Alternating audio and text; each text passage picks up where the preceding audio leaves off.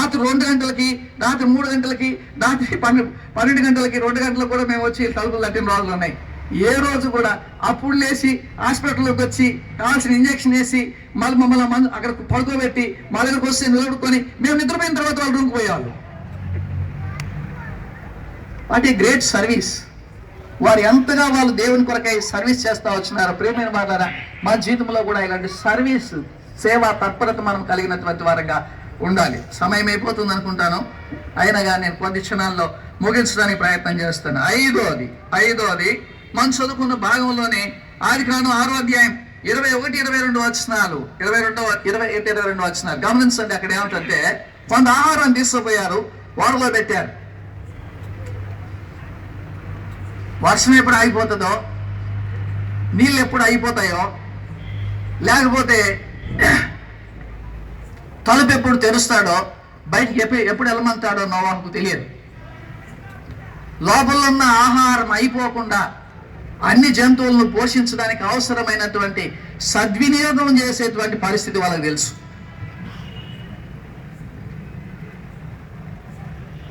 సద్వినియోగం చేసి వాటన్నిటినీ కూడా పోషించినటువంటి పరిస్థితిని మనం చూస్తూ ఉంటున్నాం.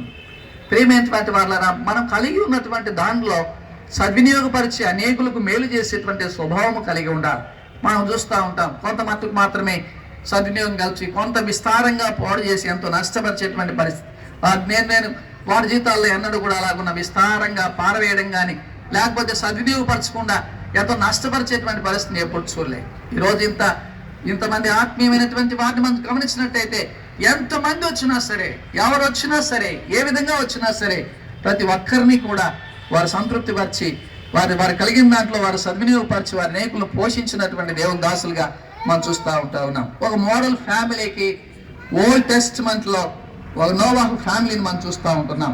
వారి జీవితంలోంచి 5 ప్రాముఖ్యమైన సంగతులు మనము నేర్చుకుంటూ వచ్చినాం. ప్రియమైన వారులారా, 5 సంగతులు. మొట్టమొదటి ఏంటంటే సాక్ష్యము, రెండోది ఏంటంటే విధేయత, మూడోది ఏంటంటే ఐక్యత, నాలుగోది ఏంటంటే సేవా తత్పరత, ఐదోది ఏంటంటే ఉన్నదాన్ని సద్వినియోగపరిచి అనేకులను సంతృప్తిపరిచేటువంటి సమాధానకరమైనటువంటి జీవితం. ఇలాంటి మోడల్ ఫ్యామిలీగా మన ముందు చూడగలుగుతున్నందుకై మనం నిజంగా ఈరోజు మనం నేర్చుకోవాల్సిన సంగతులు ఎన్నో ఉన్నాయి. న్యూ టెస్ట్మెంట్లోంచి కూడా ఒక కుటుంబాన్ని మీకు జ్ఞాపకం చేసి, వారు ఎలాంటి వారో స్పష్టంగా మన ముందున్నటువంటి కుటుంబం లాంటి కుటుంబమే అది కూడా. గమనించండి, మన ముందున్న కుటుంబం ఏం చేశారో వాళ్ళు కూడా అదే పని చేశారు. గమనించండి, ఆదికాండం అపోస్తల కార్యములు 18వ అధ్యాయం, అపోస్తల కార్యములు 18వ అధ్యాయం 3 వచనాలు మనం చదువుకుంటాం. అపోస్తల కార్యములు 18వ అధ్యాయం 3 వచనాలు. అటు తరువాత పౌలు ఏథెన్సు నుండి బయలుదేరి కొరింథులకు వచ్చి పొంతు వంశీయుడైన అకుల అను ఒక యూదుని, అతని భార్య అయిన ప్రిస్కిల్లను కనుగొని వారి యొద్దకు వెళ్ళెను. యూదులందరూ రోమా విడిచి వెళ్ళిపోవాలని క్లౌడియా చక్రవర్తి ఆజ్ఞాపించినందున వారు ఇటలీ నుండి కొత్తగా వచ్చిన వారు వృత్తికి బేరాలు కుట్టువారు. పౌలు అదే వృత్తి గలవాడు కనుక వారితో కాపురముండెను. వారు కలిసి పని చేయించుండిరి. ప్రేమైన వాళ్ళరా, ఇక్కడ మన కుటుంబాన్ని మనకు జ్ఞాపకం చేసుకుంటా ఉన్నాం. రెండో కొత్త నిబంధనలో అకుల ప్రిస్కిల్లాల కుటుంబంలో ఉన్నటువంటి వీరు ఎంత అద్భుతమైనటువంటి కుటుంబం అంటే, బైబిల్ గ్రంథంలో వీళ్ళ గురించి, ఈ జంటను గురించి 6 సందర్భాల్లో రాశాడు. 6 సందర్భాల్లో కూడా 2 సందర్భాల్లో అకుల ప్రిస్కిల్లా అని రాయబడింది. మిగతా 4 సందర్భాల్లో ప్రిస్కిల్లా అకుల అని రాయబడింది. నేను అనుకున్నాను, అకుల ప్రిస్కిల్లా లేకపోతే ప్రిస్కిల్లా అకుల ఏదో ఒకటి రాయొచ్చు. మనం చూస్తాం భార్యాభర్తలు అంటాం, అంటే భార్యనే ముందుకు పెట్టాడేందబ్బా అని అనుకుంటున్నారా?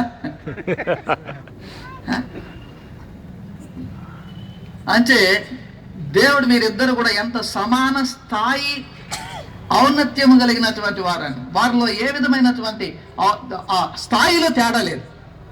పరిచర్యలో వారు అదే స్థాయి కలిగినటువంటి వారు, కుటుంబంలో అదే స్థాయి కలిగినటువంటి వారు, వృత్తిలో అదే స్థాయి కలిగినటువంటి వారు. అందుకే దేవుడు వారిని అకుల ప్రిస్కిల్లా అకుల అని పరిశుద్ధాత్ముడు అలా గ్రహించాడు వాళ్ళ గురించి. ప్రేమైన వారులారా, వీరి జీవితాల్లో కూడా మనం గమనిస్తూ వచ్చినట్టయితే అకుల ప్రిస్కిల్లా అలాగే ఎలాగున్నారో వీళ్ళు కూడా అలాగే ఉన్నారని వాళ్ళ గురించి తెలుసుకోకనే కంటే ముందుగా కొన్ని పాయింట్లు మనం చేసుకుంటాం. చూడండి, మొట్టమొదటి ఏంటండి, వారిద్దరూ ఏ వృత్తి చేసేవాళ్ళు? ఆకుల ప్రిస్కిల్లాలు దారాలు కుట్టేవాళ్ళు. వీరిద్దరు ఏం చేస్తారండి? ఇద్దరు వైద్యం చేస్తారు. వారిద్దరూ దారాలు కుడతారు, వీరిద్దరు వైద్యం చేస్తారు. మనుషుల్ని కుడతారండి. కనుక ఇద్దరు పని చేస్తారు. వాళ్ళు ఆయన పని ఏదో పని చేయలే, ఆమె ఇంట్లో పని ఏం చేసుకోలే, ఆమె కూడా దారాలు కుట్టిందని రాబడింది. కనుక మొదటిది ఏంటంటే వారు వృత్తిలో ఒకటిగానే ఉంటూ వచ్చినారు. రెండోది వారి గురించి రాబడింది ఏంటంటే వారు వృత్తిలో ఉంటూ దేవుని సేవించారు అని ఇక్కడ మనం చూస్తా ఉన్నాం. వారు దారాలు కొట్టుకుంటూ దేవుని సేవించారు అని రాబడింది. ప్రియమైన వారు గమనించండి, వీరి జీవితంలో కూడా వృత్తిలో ఉంటూ దేవుని సేవించారు, వృత్తి చేస్తూ ఉన్నారు, వైద్యాన్ని ఆపేయలేదు. చాలా మంది అనుకుంటా ఉన్నారు, అబ్బా ఇన్ని ఆత్మీయమైనటువంటి సంఘాలు కట్టారు, ఇది స్థలాలు తిరిగారు, ఆ ప్రాంతానికి వెళ్ళారు, అక్కడ సంఘం కట్టారు, ఇక్కడ సంఘం కట్టారు, అన్ని కట్టారు, ఏమైనా వైద్యం వదిలేశారా? వైద్యం చేస్తూనే ఉన్నారు, సేవ చేస్తూనే ఉన్నారు. ప్రియమైన వారులారా, వారు దారాలు కుడుతూ సేవ చేస్తూ ఉంటుండగానే వీరు కూడా వృత్తిలో ఉంటూ సేవ చేస్తూ వచ్చారు. మూడవదిగా మనం చూస్తూ ఉంటున్నాం, ఎందుకంటే ఇవన్నీ రెఫరెన్స్లు ఉన్నాయి, మీకు చెప్పడానికి సమయం లేదు కనుక త్వరగా రెడీ చేస్తున్నాను. ప్రియమైన వారులారా, మూడవదిగా వారు వృత్తిలో ఉంటూ వారి ఇంట సంఘం ఉండాను అని రాబడింది ఆకుల ప్రిస్కిల్లాల గురించి. ప్రియమైన వారులు గమనించండి, వారు వృత్తిలో ఉన్నారు, దారాలు కుడుతున్నారు, కానీ వారి ఇంట సంఘం ఉండాను అని కొరింథీయులకు రాసినటువంటి పత్రిక 16వ అధ్యాయం 19వ వచనంలో మనం చూడగలం. ప్రియమైన వారులారా, వీరింటిలో కూడా మీరైతే ఇప్పుడు ఆ యొక్క మందిరాన్ని చూస్తున్నారేమో కానీ 82లో మేము కూడుకున్నది వారి ఇంటిలోనే. నేను 80వ సంవత్సరంలో వచ్చిన ఇక్కడికి. నేను ఎక్కడికి పోయేవాడిని కాదు, టెలిఫోన్ డిపార్ట్మెంట్ లాగా టెలిఫోన్ ఎక్స్చేంజ్ ఉండేది తహసీల్దార్ ఆఫీస్ పక్కన. నన్ను మా ఆయన వచ్చాడు, ఒక సేవకుడు వచ్చి, అయ్యగారు మీరేదో యేసు ప్రభువుని నమ్ముకున్నారని విన్నాను, నువ్వు గుడికి పోవడం లేదా అని అడిగినాడు. నేను పోయే గుడి ఊరు లేదండి అన్న నేను ఆయనతో. ఆయన అన్నాడు, ఏం గుడికి పోతావు నువ్వు అన్నాడు. నేను అన్నాను, నాది హెబ్రోన్ సవాసం అండి, నేను అక్కడికి పోవాలి, అది లేదు ఇక్కడ అన్నాను. అంటే ఆయన అన్నాడు, ఉంది అన్నాడు. అంటే నేను 2 ఏళ్ళ వచ్చి ఉన్నా, నాకు తెలియదు, నీకేం తెలుసు అన్న నేను. అప్పుడు ఆయన అన్నాడు, డాక్టర్ పీటర్ గారు తెలుసా నీకు అన్నాడు. తెలుసు, వాళ్ళ ఇంటిలో సంఘం ఉంది అని చెప్పాడు ఆయన. ప్రియమైన వారులారా, వృత్తిలో ఉంటూ సంఘాన్ని నడిపినటువంటి దైవజనులు వీరు. ఆకుల ప్రిస్కిల్లాల దాడు వృత్తిలో ఉంటూ సంఘాన్ని నడిపారు. 4వదిగా వారు వృత్తిలో ఉంటూ వచ్చినారు, వారు అనేకులను ప్రోత్సహించారు. అపోల్లో లాంటి గొప్ప వేదాంశులను వారు ప్రోత్సహించారు.